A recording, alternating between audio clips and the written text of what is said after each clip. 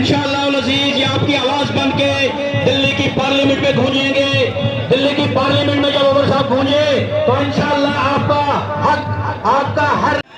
जनाब उमर अब्दुल्ला साहब वतन से खलास होके आ गए हैं, कुछ ही टाइम के बाद इंशाअल्लाह आपके बीच में हाजिर हो जाएंगे।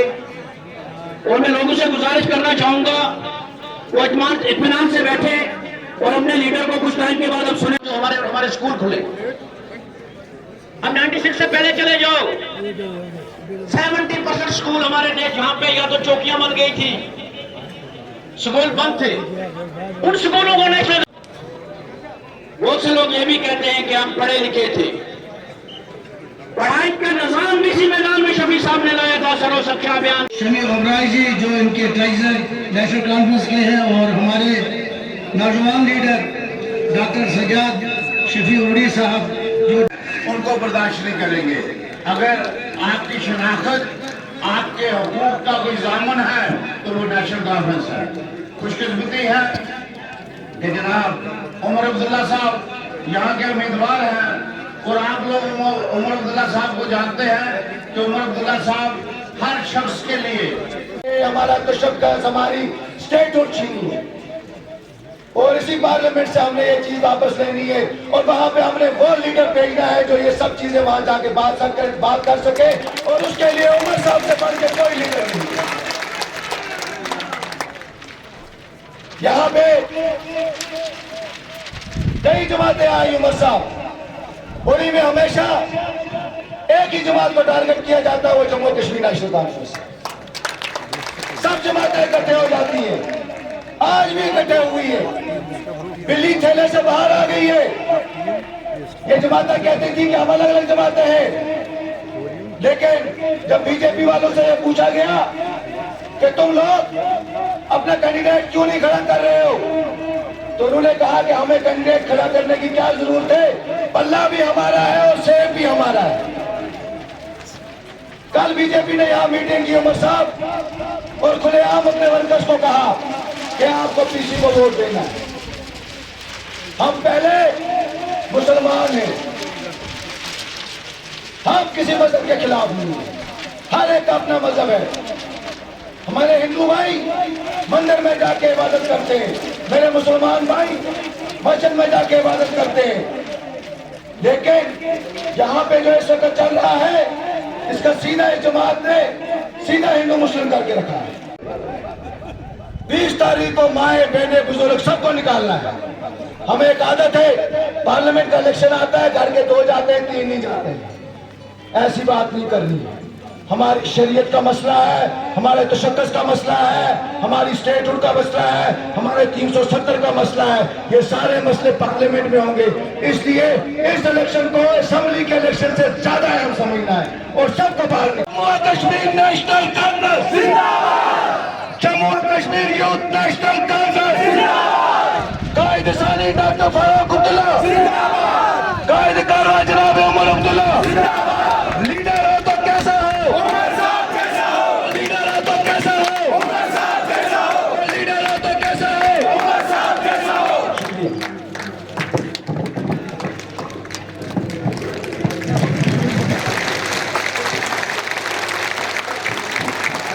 सारा कुछ 5 अगस्त 2019 को जो है इन्होंने तहस नहस किया, और अफसोस मुझे इस बात का है कि हमें यह खतरा नजर आया। याद करिए, देखिए ना, आप किसी सियासी जमात को जब आपको परखना होता है, तोलना होता है, तो ये मत देखिए कि उनका सलूक उनके दोस्तों के साथ कैसा होता है, ये देखिए कि अपने मुखालिफों के साथ उनका सलूक कैसा रहता है।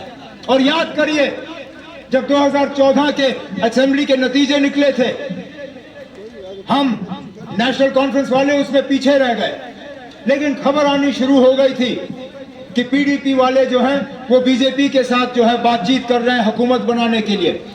अल्लाह मगफिरत करे उन्हें, मुफ्ती मोहम्मद सैयद साहब। मैंने उस वक्त उनको दोस्ती का हाथ बढ़ा के दिया। मैंने कहा, मुफ्ती साहब, हमें आपसे कुछ नहीं चाहिए, हमें आपकी मिनिस्ट्री नहीं चाहिए, हमें आपका एमएलसी नहीं चाहिए, हमें आपके राज्यसभा नहीं चाहिए, हमें आपके चेयरमैन नहीं चाहिए। हम आपसे सिर्फ एक मांग करेंगे कि बीजेपी को यहां जम्मू कश्मीर में दाखिल होने मत दो।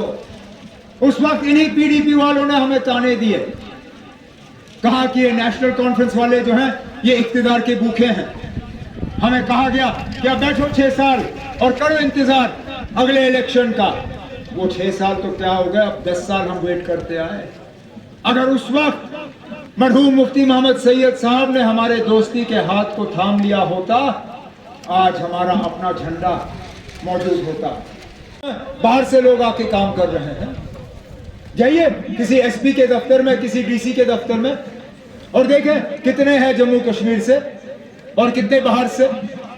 जब बैंक में मुलाजमत लगानी होती है तो अक्सर बेशतर जो है बाहर से लोग आते हैं।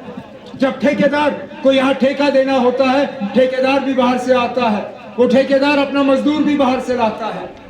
जब यहाँ दरिया से रेत निकालनी होती है, उस रेत निकालने का ठेका भी बाहर वाले को दिया जाता है। जब आप यहाँ से हाईवे की तरफ जाते हो, जब हाईवे पे आपको रोक के आपसे टोल लिया जाता है उस हाईवे का, उस हाईवे के टोल को पकड़ने वाला भी बाहर से होता है। देखिए हम आज यहाँ उड़ी की सरजमीन पे खड़े हैं, बाजार यहाँ से कोई 20 मीटर के फासले पे है। जाइए किसी दुकानदार से पूछिए रोज की कमाई उसकी कितनी है, 5,000, 6,000, 8,000, 10,000। अगर बड़ा दुकान होगा मुश्किल से 15-20 हजार रुपए कमाता होगा दिन का, अगर बहुत ही बड़ा दुकान होगा। मैं पिछले दिनों कुपवारा में था, इस हुकूमत ने वहां शराब की दुकान खोली है, यहाँ पे भी है। यहाँ का मैं नहीं जानता हूँ लेकिन कुपवारा का मैं कह सकता हूँ। आपको मालूम है दिन की उस दुकान की कमाई कितनी है? 4 से 5 लाख रुपए। 4 से 5 लाख रुपए महीने में वो शराब की दुकान 1 करोड़ रुपए कमाता है। मुझे उड़ी में कोई दुकानदार दिखाए ना जो 1 करोड़ रुपए कमाता हो। तभी तो हम कहते हैं ना हमें इतना खतरा है कि हमारा एनडीए के साथ, तो आज भी एनडीए के साथ रोज बीजेपी की तरफ से तकरीर होती है तो क्या कहते हैं, ये मुसलमान आएंगे तो हिंदुओं के जेवर छीनेंगे, ये मुसलमान आएंगे तो हिंदुओं की जमीनें ले लेंगे, ये मुसलमान आएंगे तो राम मंदिर पे बाबरी मस्जिद का ताला लगेगा। और पिछले दिनों से एक नई बात कहना शुरू कर गए कि ये इलेक्शन जो है ये राहुल गांधी और नरेंद्र मोदी के दरमियान है, ये जिहाद और तरक्की के दरमियान है। क्यों ना, मुसलमानों को जिहाद के अलावा और कुछ नहीं आता। क्या हम तरक्की में बराबर का शरीक नहीं होना चाहते? क्या हमारे नौजवानों को हक नहीं है कि जो तरक्की की बात आप बाकी मुल्क में कर रहे हो उसमें इनको भी अपना हिस्सा मिले? आखिरकार इस मुल्क में 14% आबादी मुसलमानों की है। वो दूसरी बात है कि इस मुल्क में 80% आबादी जो है वो हिंदुओं की है। खुदारा मुझे बताइए ना, 80% लोगों को 14% लोगों से क्या खतरा हो सकता है? लेकिन डराने धमकाने के लिए, हमें जलील करने के लिए, हमें बेइज्जत करने के लिए, हमें इस्तेमाल करने के लिए यहाँ पे माहौल बिगाड़ने की कोशिश की जा रही है। इसी के अल्फाज हैं, डिग्निटी मतलब इज्जत नफ्स और डेवलपमेंट मतलब तरक्की। ठीक है ना, तरक्की आपने कितनी की वो तो हमने हंदवारा में देखा है, कुछ खास नहीं।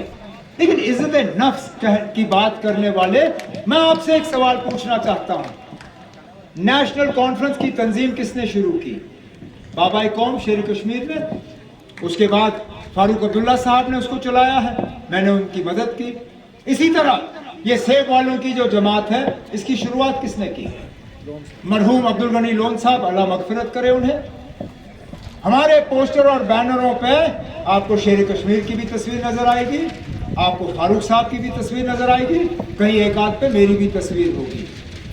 ये जो सेब वाले हैं, मुझे इनका एक पोस्टर या बैनर दिखाइए जिन पे मरहूम अब्दुल गनी लोन साहब की तस्वीर होगी। अब जो शख्स अपने वालिद साहब की इज्जत नहीं करेगा वो आपकी क्या इज्जत करेगा ना बताएं।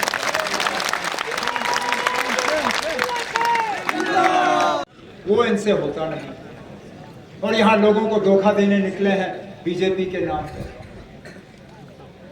यहां उड़ी के साथ क्या हुआ और तब इनकी जबान कहां गई जो आज बीजेपी की मदद कर रहे हैं? जब आपका रास्ता बंद हुआ, श्रीनगर मुजफ्फराबाद का बस जब बंद हुआ इसी दौरे हुकूमत में, तब कहां थे ये लोग? जब आपका यहां से ट्रेड बंद हुआ तब कहां थे ये लोग? जब आपकी बॉर्डर टूरिज्म बंद हुई तब कहां थे ये लोग? तब कहां थी इनकी आवाज? उस वक्त जो आज अपने आप को वजीर आजम का छोटा भाई कहता है, कम से कम उस वक्त अगर वो बड़े भाई के पास गया होता और कहता, बड़े भाई उड़ी के लोगों पे एहसान करो, ये जो रास्ता आप बंद कर रहे हो इसको दोबारा खोलो, मैं भी मानता